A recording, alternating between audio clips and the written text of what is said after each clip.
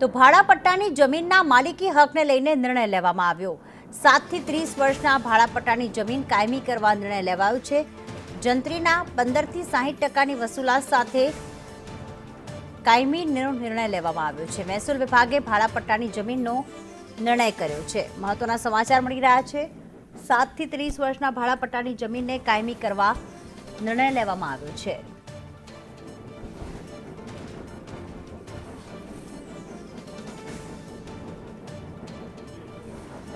ભાડાપટ્ટાની જમીનના માલિકી હકને નિર્ણય હિરેન અમારી સાથે જોડાઈ ગયા છે। હિરેન, શું નિર્ણય લેવામાં આવ્યો મહેસૂલ વિભાગ દ્વારા?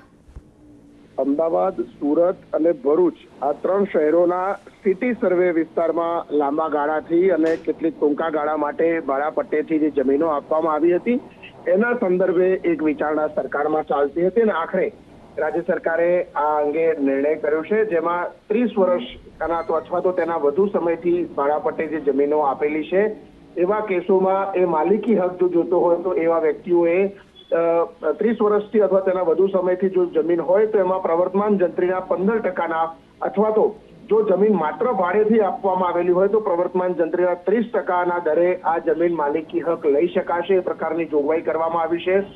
જો ભાડાપટ્ટાની આ જમીન અનધિકૃત તબદીલી હોય તો તેવા કેસોની અંદર પ્રવર્તમાન જંત્રીના 25%નો ઉલ્લેખ આ પરિપત્રની અંદર કરવામાં આવ્યો છે। આ સિવાય 7 વર્ષથી વધુ સમય માટે જો ભાડાપટ્ટે આપેલી હોય આ જમીન તો એને કાયમી કરવા માટે જંત્રીના 60% ચૂકવવાના રહેશે, એ પ્રકારે મહેસૂલ વિભાગે આ પત્ર કર્યો છે।